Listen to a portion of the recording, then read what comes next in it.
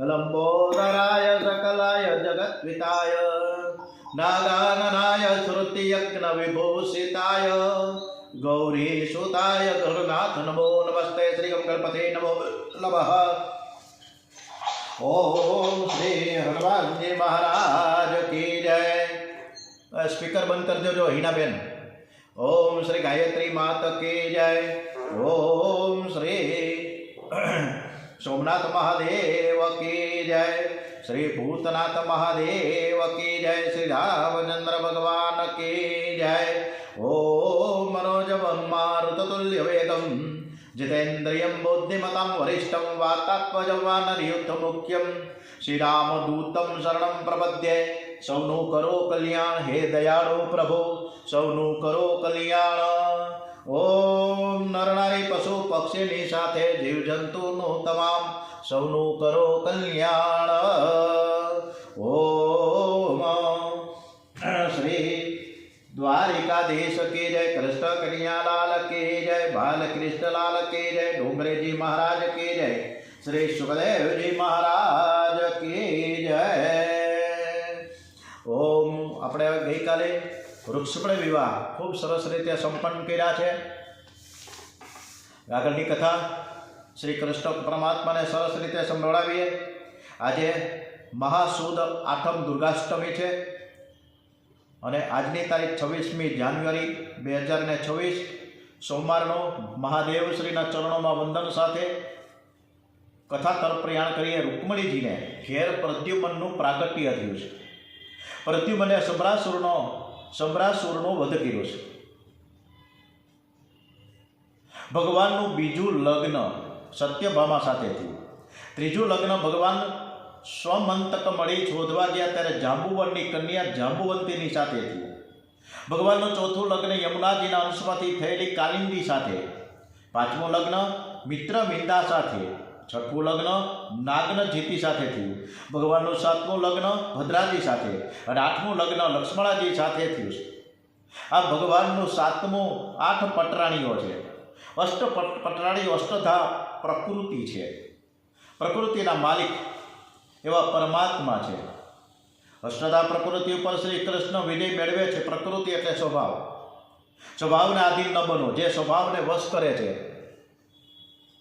તેની જીત થાય છે। જીવ સ્વભાવ પર વિજય મેળવે તો સુખી થાય છે। એક અધ્યાયમાં 16,000 કન્યાઓની સાથેના લગ્નની કથા આવે છે। ભૌમાસુરે 16,000 કન્યાઓને કેદમાં રાખેલી 16,000 કન્યાઓ વેદની ઋચાઓ છે।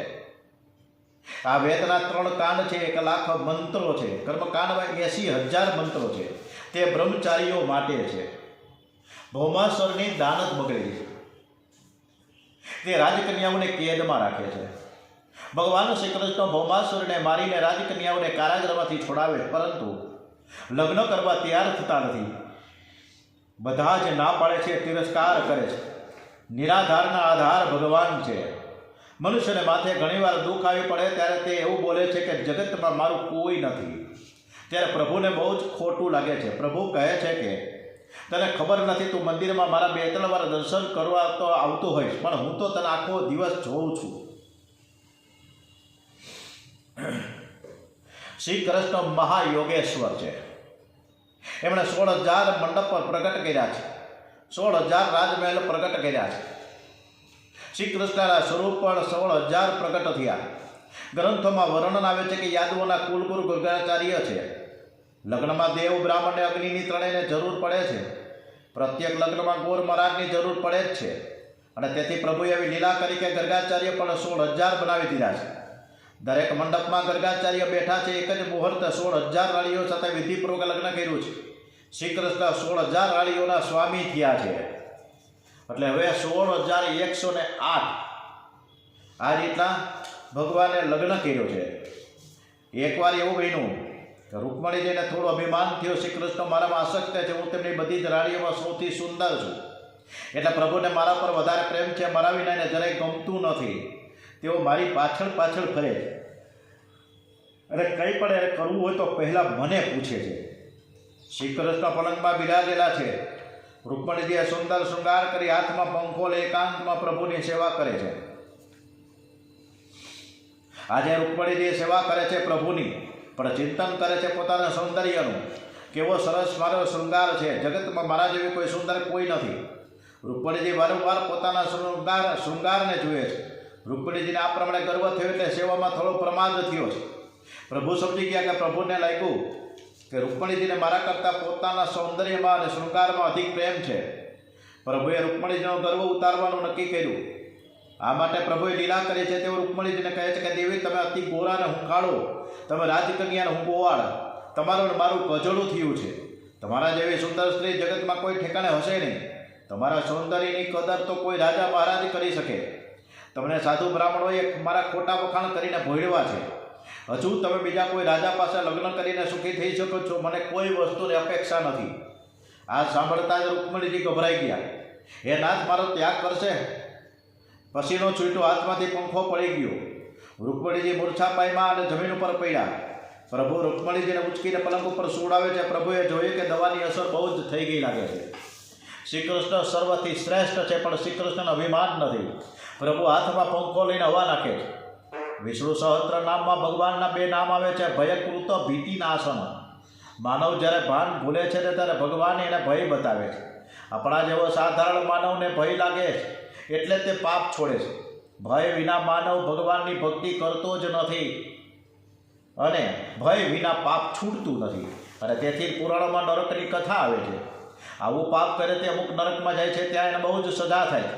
નરકનું વર્ણન સાંભળીને પ્રભુ ભય બતાવે છે, પણ જીવ જ્યારે બહુ ગભરાય ત્યારે ભગવાન ભય દૂર કરે છે. ભગવાન ભયકૃત છે અને ભગવાન ભીતિ નાશન પણ છે. શ્રી કૃષ્ણને બધું જ નાટક કરતા આવડે છે. રૂકમણીજી ગભરાઈ ગયા, એમનું અભિમાન ઉતરી ગયું. ત્યારે પ્રભુએ કહ્યું કે દેવી, એ તો હું મસ્કરીમાં બોલતો હતો, તારા વિના તો મને જરાય ગમતું નથી. તું તો મને પ્રાણથી પણ પ્યારી છે. રૂકમણીજી કહે છે કે નાથ, તમે ખરું જ કહ્યું છે. મારું ને તમારું કજોડું થયું છે. ક્યાં હું અને ક્યાં તમે? મૂર્ખાઓ મારું ભજન કરે અને મારી પાછળ પડે છે, જ્યારે જ્ઞાનીઓ તમારું ભજન કરે છે અને તમારી પાછળ પડે છે. પ્રભુ, તમારું ને મારું કજોડું થયું છે, વાત ખરી છે. તમારા માટે હું લાયક નથી, છતાં આપણે કૃપા કરી આ દાસીને ઘરમાં રાખી. એ તમારું કાલ છે. હું તમારા ઘરમાં મહારાણી તરીકે નહીં, પણ દાસી થઈને રહીશ. ત્યાર પછી તો ઉષા અને અનિરુદ્ધની કથા આવે છે. રૂકમણીજીને ત્યાં પ્રદ્યુમનજીનું પ્રાગટ્ય થયું છે. પ્રદ્યુમનજીના પુત્ર અનિરુદ્ધ થયા. અનિરુદ્ધના લગ્ન બાળાસુરની કન્યા ઉષા સાથે થયા અને ત્યારે ભયંકર યુદ્ધ થયું છે. બાળાસુર મહાન શિવ ભક્ત છે. ત્યારે ઉષા નામની એક સુંદર કન્યા, ઉષાને સ્વપ્નમાં અનિરુદ્ધના દર્શન થયા છે અને સ્વપ્નમાં જ અનિરુદ્ધ સાથે લગ્ન થયા. ઉષાની એક સખીનું નામ ચિત્રલેખા. એ ઉષાને ઉદાસ જોઈને એની ઉદાસીનતાનું કારણ પૂછે છે. ત્યારે ઉષા પોતાના સ્વપ્નની વાત કહી પોતાની સખીને ચિત્રલેખાને જણાવે છે. ચિત્રલેખા ચિત્રો કાઢીને ઉષાને બતાવે છે કે બોલ, તે પુરુષ આવો હતો? ઉષા ના પાડે છે. છેવટે ચિત્રલેખાએ અનિરુદ્ધનું ચિત્ર બનાવ્યું. ત્યારે ઉષા શરમાઈ ગઈ. ચિત્રલેખા પોતાની સખી માટે દ્વારિકા અનિરુદ્ધનું હરણ કરવા આવ્યું છે, પણ દ્વારિકાને ફરતો સુદર્શનનો પહેર્યો છે. ચિત્રલેખા કોઈ યુક્તિ વિચારે છે અને ત્યાં નારદજી આવે છે. ચિત્રલેખા નારદજીને પોતાની સાથે ચોરી કરવા આવવાનું કહે છે. નારદજી પૂછે કે બહેન, તું કોને ચોરી કરવા જાય છે? ચિત્રલેખા કહે, હું અનિરુદ્ધની ચોરી કરવા જાઉં છું. ચોરી કરો, પણ અનિરુદ્ધની કરો. અનિરુદ્ધ એટલે મનના દેવ છે. ચિત્રલેખા એ ચિત્ર વિચિત્ર સંકલ્પ કરનારી બુદ્ધિ છે. બુદ્ધિ એટલે અનિરુદ્ધને એટલે કે મનને પકડવા માટે જાય છે, પરંતુ તે ક્યારે શક્ય બને? જ્યારે તેને નારદજીની મદદ મળે. નારદજી એટલે બ્રહ્મચર્ય, બુદ્ધિ અને મનથી પર છે. પણ બ્રહ્મચર્યનો સાથ હોય તો બુદ્ધિ મનને પકડી શકે છે. નારદજી સુદર્શનને સાથે પહેરું વાતો કરવાનો પ્રયત્ન કરે. સુદર્શન કહે, મારી પાસે વાતો કરવાનો સમય નથી, મારે આખી રાત પહેરો ભરવો છે. ત્યારે નારદજી કહે, તું શું પહેરો ભરવાનો? પહેરો ભરનાર એટલે કે રક્ષણ કરનાર તો શ્રી કૃષ્ણ છે. તારું અજ્ઞાન સત્સંગ વગર જશે નહીં. કોઈ વૈષ્ણવ આવે તો તારે એની સાથે સત્સંગ પણ કરવો જોઈએ. ચાલ આપણે પણ સત્સંગ કરીએ. આમ સુદર્શન નારદજીની સાથે વાતોએ વળ્યા છે. એ તકનો લાભ લઈ ચિત્રલેખા રાજમહેલમાં પ્રવેશ કરી પોતાની યોગ વિદ્યાથી પલંગ સાથે અનિરુદ્ધને ઉઠાવીને લઈ જાય છે. સવાર પડતા અનિરુદ્ધ પલંગોની સાથે ગુમ થયો. એ વાત સર્વને જાણ થઈ ગઈ. શ્રી કૃષ્ણ સુદર્શનને બોલાવે છે. અનિરુદ્ધ ગુમ થયો છે. રાત્રે તું શું કરતો હતો? સુદર્શન કહે, હું નારદજી સાથે સત્સંગ કરતો હતો. ભગવાન તેને ઠપકો આપે છે, તારે નોકરી છોડીને સત્સંગ કરવાની શી જરૂર છે? ચિત્રલેખા અનિરુદ્ધને લઈ અંતઃપુરમાં આવ્યા છે. બાણાસુરને વાતની જાણ થતાં તે અનિરુદ્ધને કેદ કરે છે. કૃષ્ણને ખબર પડી બાણાસુરે અનિરુદ્ધને કેદ કર્યો છે. શ્રી કૃષ્ણે શોણિતપુર પર ચડાઈ કરી. શ્રી કૃષ્ણે બાણાસુરને માર્યો નહીં, કેમ કે તે શિવજીનો પરમ ભક્ત હતો. ભગવાન શંકરની જે પૂજા કરે છે તે શ્રી કૃષ્ણ ભગવાનને બહુ વહાલો લાગે છે. તે શ્રી કૃષ્ણના સેવા સ્મરણ કરનાર વૈષ્ણવ ભગવાન શંકરને બહુ વહાલો લાગે છે. શિવ અને વિષ્ણુમાં તો પરિપક્વ પ્રેમ છે, અભેદ છે. વૈષ્ણવ થઈ શિવજીનો આદર કરે, શિવ ભક્ત તેને શ્રી કૃષ્ણમાં કુભાવ રાખે, તેનું પતન થાય છે. એટલે શિવજીનું જે કાંઈ ભક્તિ કરતા હોય એને પ્રભુ પરમાત્મા ખૂબ જ પ્રેમ કરે. બાણાસુરને 10,000 હાથ હતા. શ્રી કૃષ્ણ તે હજારમાંથી 1,000 હાથ હતા. શ્રી કૃષ્ણ તે 1000માંથી 996 કાપી નાખ્યા. પ્રભુએ તેને ચતુર્ભુજ બનાવી દીધો. પછી ઉષા અને અનિરુદ્ધના લગ્ન થયા. ત્યાર પછી નૃગ રાજાનો ઉદ્ધાર કર્યો છે અને એની કથા આવે છે. નૃગ રાજાનો જન્મ ઈક્ષ્વાકુના વંશમાં થયો. નૃગ રાજાએ સર્વ કર્મ સકામ કરેલા, એટલે તેમના પાપનો નાશ થયો નહીં. તેમણે અજાણતા બ્રાહ્મણનું ધન ઘરમાં રાખ્યું, તેથી તેને કાચીડાનો અવતાર લેવો પડ્યો. દેવનું ધન, સમાજનું ધન, બ્રાહ્મણનું ધન ઝેર કરતાં પણ ભયંકર હોય છે. એનો બહુ વિવેકથી સદુપયોગ કરો, તેને મોજ શોખમાં ન ઉડાવો. આનંદ રામાયણમાં એક કથા આવી છે. એક દિવસ રામજીએ કૂતરાનો રડવાનો સાંભળ્યો. રામજી લક્ષ્મણજીને કહે છે કે આ કૂતરો કેમ રડે છે? તું કૂતરાને બોલાવી લાવ. લક્ષ્મણ કૂતરાને લઈને રામજી પાસે આવ્યા. રામજી કૂતરાને રડવાનું કારણ પૂછતા કહે છે કે પેલા સાધુએ મને પથ્થર માર્યો. સાધુને બોલાવવામાં આવ્યો. સાધુ કહે, હું બાધુ કરી માંગીને જતો હતો ત્યારે કૂતરો મારી પાછળ પડ્યો. મને થયું કે કૂતરો મને અડકી જશે તો હું અભડાઈ જઈશ, તેથી મેં કૂતરાને પથ્થર માર્યો. રામજી કહે, મહારાજ તમે વગર વાંકે કૂતરાને પથ્થર માર્યો છે, આ મોટો તમે અપરાધ કર્યો છે, અને તેથી કૂતરો જે સજા ફરમાવશે તે તમારી ભોગવતી થશે, ભોગવવી જ પડે. રામજી કૂતરાને કહે કે આ સાધુને તારે શી સજા કરવી છે? કૂતરાએ માંગ્યું કે આ મહાત્માને લાખોની આવકવાળા મઠના મહંત બનાવો. આ બધા વિચાર પડ્યા કે આ સમાજ સજા કરવામાં આવી કે આશીર્વાદ કરવામાં આવ્યા. કૂતરો સમજાવે છે કે ગયા જન્મમાં હું આવા એક મોટા મઠનો મહંત હતો. મેં દેવધન મારા વિલાસ અર્થે વાપરેલું, તેથી મને કૂતરાનો જન્મ લેવો પડ્યો છે. આ સાધુ પણ કોઈ મંદિરનો મોટો મહંત થશે તો તેની દશા પણ મારા જેવી થશે, અને તેને પણ કોઈ પથ્થર મારશે. આમ દેવધન, બ્રાહ્મણનું ધન પચાવી પાડવાની કદી ઈચ્છા કરશો નહીં. એકવાર દાઉદજી મહારાજ વ્રજમાં પધારેલા તે એક નાગકન્યા સાથે રાસ રમે છે. એ કથાનું વર્ણન કર્યું છે. ગિરનાર ઉપર ત્યાં દિવિત વાલ રહ્યો. દાઉદજીએ તેનો વધ કર્યો, અને એ જ સમયે કુરુષ દેશના રાજા પૌંડ્રિક દ્વારિકામાં યુદ્ધ કરવા આવ્યા છે. પ્રભુએ પૌંડ્રિક તથા તેનો મિત્ર કાશીરાજનો વધ કર્યો. દુર્યોધનની કન્યા લક્ષ્મણા સાથે શાંબનું લગ્ન થયું. તે પ્રસંગ કંઈ સંભળાયો. ત્યારબાદ નારદ પરિહાસની કથા કહી. એકવાર નારદજીને કૃષ્ણનો ગૃહ સંસાર જોવાની ઈચ્છા થઈ. એને મનમાં એવો ભાવ જાગે છે કે 2-4 સ્ત્રીઓના પતિની કેવી દુર્દશા થતી હોય છે. તે એકને રાજી કરવા જાય તો બીજી નારાજ થાય. જ્યારે શ્રી કૃષ્ણ તો 16,108 રાણીઓના પતિ છે, તો બધી જ રાણીઓ સાથે કેવી રીતે રહેતા હશે? ક્યારે વાતો કરતા હશે? બધાને કેવી રીતે રાજી કરતા હશે? ગમે તે કરતા હોય, પણ તમારે પંચાયત કરવાની શું જરૂર છે? પણ નારદજીથી ન રહેવાયું. એમને તો એવી ઈચ્છા હતી કે હું દ્વારિકામાં જઈને કલહ જગાડીશ. જે રાજમહેલમાં શ્રી કૃષ્ણ ન હોય તે રાણીને ચડાવીશ કે તારો કોણ ભાવ પૂછે છે? પ્રભુને તારા ઉપર જરાય પ્રેમ નથી.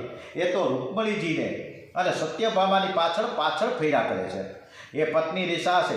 પછી પ્રભુ એને કેવી રીતે મનાવે છે એ મારે જોવું છે. બ્રહ્મચારીએ કે સંન્યાસીએ કદી ગૃહસ્થના ઘરનો વિચાર સુદ્ધા ન કરવો જોઈએ. પરંતુ નારદજીનું મન આજે પણ બગડ્યું છે. એમને તો ભગવાનના ઘરમાં કલહ જગાડવાની ઈચ્છા થઈ છે. નારદજી દ્વારિકા આવ્યા છે. રૂકમણીજીના મહેલમાં આવ્યા. રૂકમણીજી પલંગ ઉપર ઊભા થઈ નારદજીનું સ્વાગત કરે છે. પધારો પધારો, આપના જેવા સંત અમારે ત્યાં પધારે. અમારો ગૃહસ્થાશ્રમ સફળ થઈ ગયો. આપે બહુ જ કૃપા કરી. કેમ આવ્યા છો? નારદજી કે હું તો આપના દર્શન કરવા માટે આવ્યો છું. ભગવાન તો અંતર્યામી છે, તે જાણે છે કે નારદજી દર્શન કરવા નહીં પણ અમારા ઘરમાં સળગાવવા આવ્યો છે, કલહ જગાડવા આવ્યા છે અને કહે છે કે હું તો દર્શન કરવા આવ્યો, તો લે કર મારા દર્શન, પ્રત્યેક રાજમહેલમાં તને દર્શન આપું. ભગવાન નારદજીના ચરણ ધોવે છે, નારદજીની પૂજા કરે છે. શ્રી કૃષ્ણ જેવા ગૃહસ્થી કોઈ થયા નથી અને તેમના જેવા કોઈ સંન્યાસી પણ થયા નથી.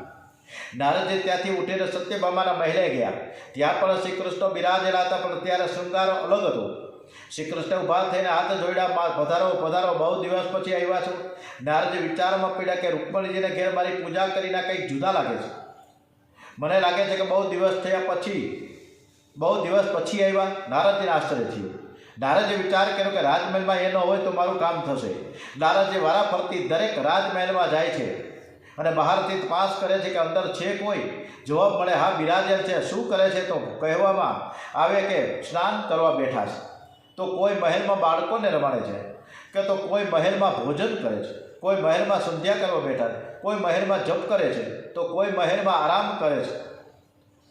એક મહેલમાં તો શ્રી કૃષ્ણ કથા સાંભળે છે. નારદજીને આશ્ચર્ય થયું છે, આ તો કથા સાંભળે છે, મારી કંઈ કથા સાંભળવી નથી. નારદજી 16,000 રાણી રાજમહેલ તરફ પાછા ફર્યા. પ્રત્યેક રાજમહેલમાં શ્રી કૃષ્ણ બિરાજેલા છે. નારદજી તો ચાલતા ચાલતા થાકી ગયા. પછી ઊભા થઈને પધારો પધારો, બહુ દિવસ આજે આવ્યા. નારદજી કે હમણાં જ આવ્યો છું.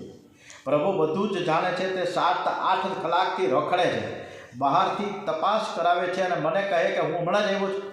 પ્રભુએ નારદજીની પૂજા કરી. પછી ઘરના નોકરોને દાસીઓને આજ્ઞા કરી કે આ બાપજી સાથે મારે ખાનગીમાં થોડી વાતો કરવી છે, તમે બધા બહાર જાઓ. પ્રભુને પછી અંદરથી દરવાજો બંધ કરી નારદજીનો કાન પકડ્યો અને કહ્યું કે અલ્યા, એ નારદ, તું આવે એટલે હું ઉઠીને ઊભો થાવ, તને માના તારી પૂજા કરું. તે તો જગતને ગૃહસ્થ ધર્મનો પાઠ આદર્શ શીખડાવું છું. તું જાણે છે કે તારો અને મારો ખાનગી સંબંધ છે. તું બ્રહ્માજીનો દીકરો અને હું તારા બાપનો પણ બાપ છું. મારો વૈભવ જોઈને તો તારે રાજી થવું જોઈએ. આવું કરવાનું? પરમાત્માએ ગૃહસ્થોને આદર્શ બતાવ્યો છે કે તમારે આંગણે કોઈ સાધુ આવે, કોઈ બ્રાહ્મણ આવે, કોઈ ગરીબ માણસ આવે તો તેનું સન્માન કરજો. બીજો એ બોધ નીકળે છે કે બ્રહ્મચારીઓએ ગૃહસ્થના આ સંસારમાં માથું ન મારવું.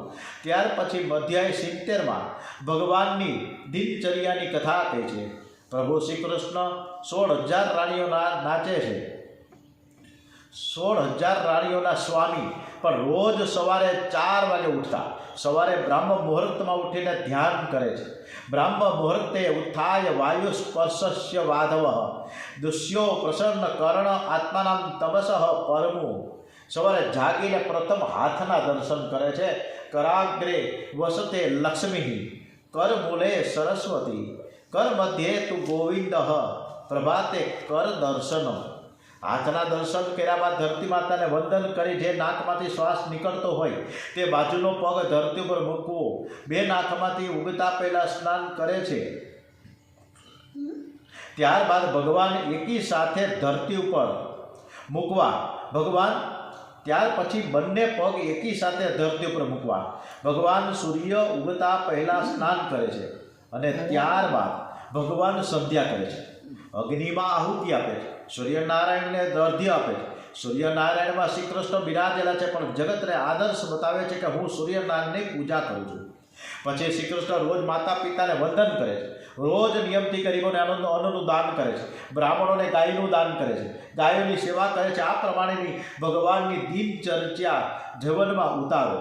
શ્રી કૃષ્ણ રોજ માતા પિતાને વંદન કરતા હતા. તેથી દ્વારિકાના મંદિર સન્મુખ દેવકીમાનું મંદિર છે. માતા પિતા પરમાત્માનું સ્વરૂપ છે. હવે એક દિવસ શ્રી કૃષ્ણને ખબર પડી કે જરાસંઘે અનેક રાજાઓને કેદમાં રાખ્યા છે અને જગતમાં બધા જ રાજાઓનું બલિદાન કરવાનું છે. આ ભાગી રાજાઓએ શ્રી કૃષ્ણની સહાય યાચી. એવામાં નારદજી સુધી યુધિષ્ઠિર તરફથી રાજસૂય યજ્ઞમાં આવવાનું નિમંત્રણ લઈને આવે છે. શ્રી કૃષ્ણ બધું જ જાણે છે, છતાં ઉદ્ધવજીને પૂછે છે કે આમાંથી કયું કામ પહેલું કરવું. ઉદ્ધવજી કહે કે આપ બધું જાણો છો, છતાં મારું બહુમાન કરવા ઈચ્છો છો તો કહું છું કે આપ હસ્તિનાપુર પધારો. રાજસૂય યજ્ઞ માટે દિગ્વિજય કરવો પડે. દિગ્વિજય જરાસંઘમાં પણ જીતવો પડશે. આમ ત્યાં જવાથી બંને કામ સિદ્ધ થશે.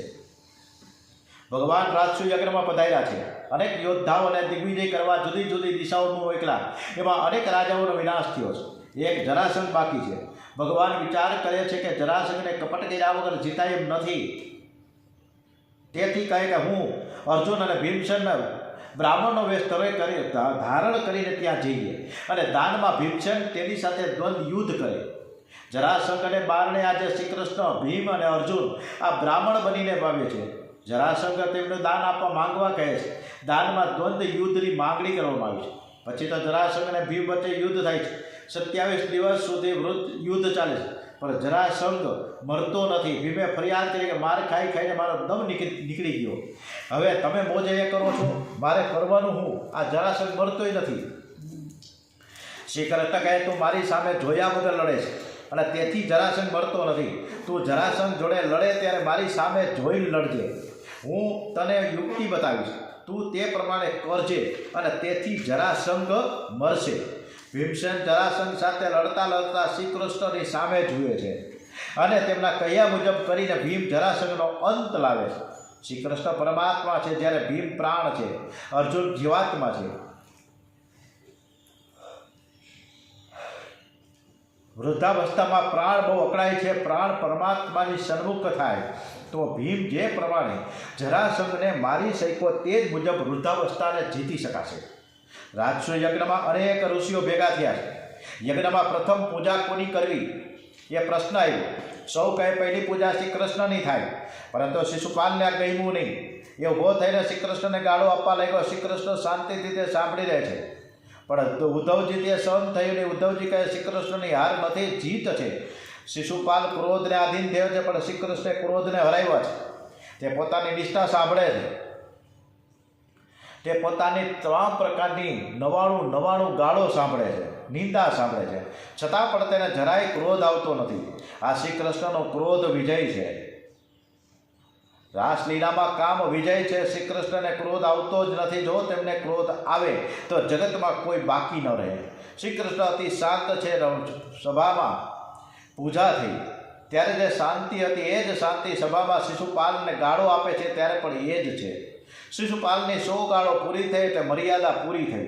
પછી શ્રી કૃષ્ણએ શિશુપાલનું મસ્તક ચક્કરથી ઉડાવી દીધું. શિશુપાલનો ઉદ્ધાર કર્યો છે. કર્કશવાડીમાં કલેહ ઉત્પન્ન થાય છે. તમારા ઘરમાં ગમે તેવો પ્રસંગ આવે પણ કર્કશ શબ્દ બોલશો નહીં. આ જીવ કોઈને મેણું મારવા માટે કે કોઈની નિંદા કરવા માટે નથી. આ જીભ તો મધુર બોલવા માટે છે. શરીરમાં સર્વ ઠેકાણે હાડકાં છે. આ જીભમાં એક પણ હાડકું નથી, છતાં પણ કોકના હાડકાં કોકરા કરી નાખે એવી આ જીભ છે. હવે આવતીકાલે સુદામાની આપણે કથા કરવા જઈ રહ્યા છીએ. ત્યાં સુધી કથાને વિરામ આપીએ. ઓમ શ્રી કૃષ્ણ કનૈયાલાલ કી જય. ઓમ નમો ભગવતે વાસુદેવાય. ઓમ શ્રી ગણપતિ મહારાજ કી જય. શ્રી હનુમાનજી મહારાજ કી જય. ઓમ શ્રી રામચંદ્ર ભગવાન કી જય. ઓમ શ્રી ગાયત્રી માત કી જય. ઓમ શ્રી સોમનાથ મહાદેવ કી જય. ઓમ શ્રી ભાગવત ભગવાનજી મહારાજ કી જય. ઓમ નમો ભગવતે વાસુદેવાય. ઓમ નમઃ પાર્વતી પતે. હર હર હર હર હર હર મહાદેવ.